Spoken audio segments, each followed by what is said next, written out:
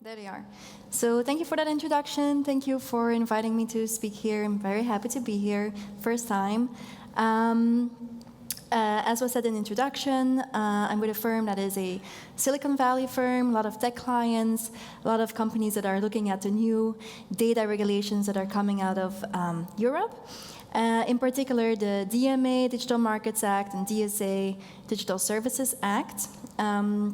There are other acts as well, by the way. If you think this is it, there's also AI Act coming, Data Act, a lot more that we can talk about in other sessions. But we're going to focus on the DMA and DSA now. So start with the DMA.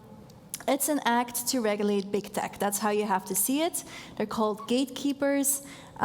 Think Google, Meta, Microsoft, Apple, Booking probably as well as one of the few, or only, I'm not sure, EU gatekeepers.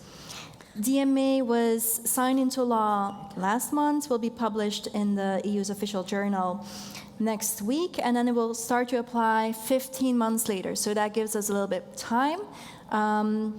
Have to think of early 2024 for these rules to become applicable. And I have on my slides, this is intended to be just a short introduction. So I have on the slides just the key obligations. One of them is on the slide here, obligation to get consent from end users of gatekeeper services if they want to combine data across their services, cross-use data, use the data that they get access to from third parties for their advertising purposes as well. So new consent obligations. And then on this slide, a few other sort of key obligations. One is that gatekeepers have to give their business users access to the data that their end users generate on the gatekeeper's platform. So think a business selling on Amazon, for instance. They want to have access to the data generated by their end users. If that data is personal data, though, under the GDPR, the DMA provides that the end user would have to give their consent.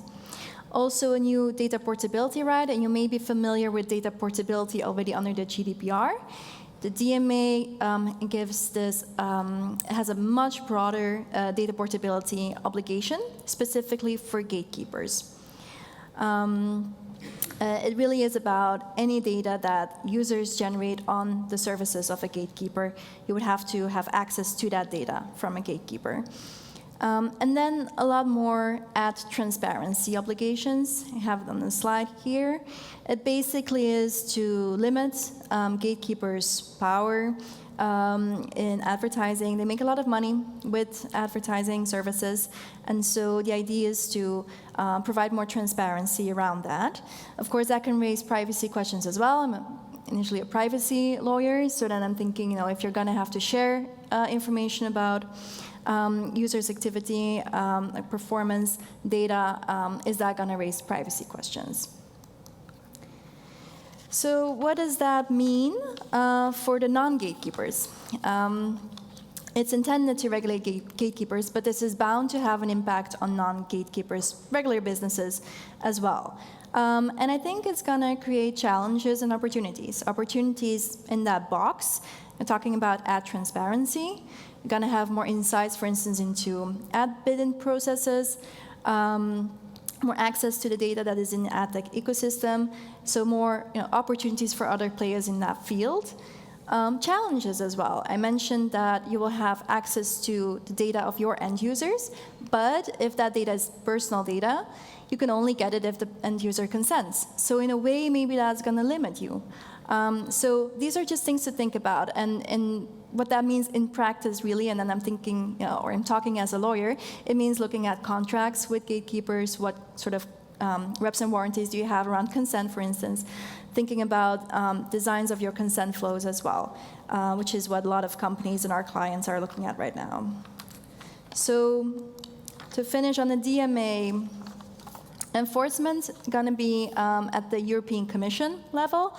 Now, there's a lot of talk in Brussels about how the Commission is understaffed, not equipped for this, lacking resources. So then the question is, what's that going to mean for the enforcement of the DMA? And we talked about this last night, actually, and we're thinking probably it means not that the Commission is just going to sit and watch, but that they're going to try to make some examples out of specific issues, probably where it impacts users, and they will probably want to sort of demonstrate that they can make with this DMA user experience better. So trying to enforce where they think there's an issue with improvement to user experience. Think, for instance, that data portability right for users to ensure interoperability.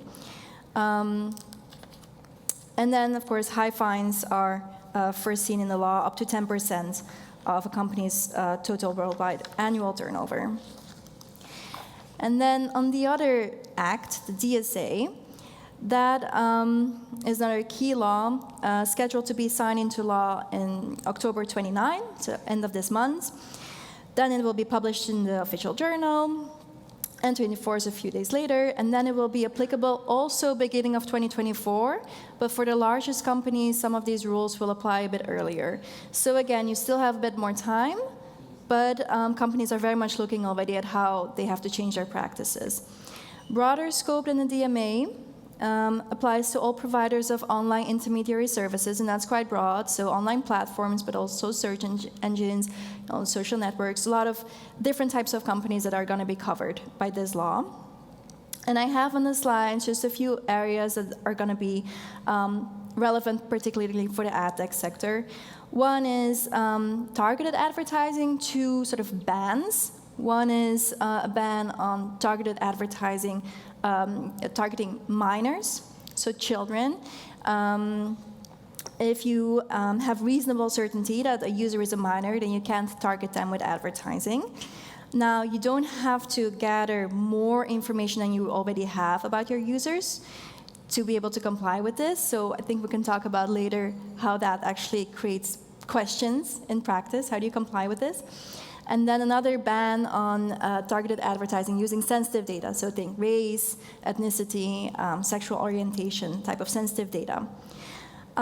Second, dark patterns, prohibition on dark patterns. Also, you can question what that means in practice. Think, a design of an online interface that manipulates a user. That's kind of the idea behind this. What this means in practice, a lot of questions that you can have about that. And then also in a DSA, more advertising transparency. You will have to make it very clear that content that is shown to users is advertising. You're going to see prominent markings for advertising. You also have to explain the parameters that were used to present certain ads to certain people. And then for the largest online platforms, so over 45 million users, they're going to be called the very large online platforms, or the VLOPs. They will have to have ad repositories with a lot more information about their ads, and that's going to have to be publicly available. And then here, enforcement of the DSA. Also, European Commission for the largest platforms, fines up to 6%, and enforcement is going to be at the national level for the other type of service providers, which also can raise questions as to how that's going to work out. So that's with my introduction. So I think that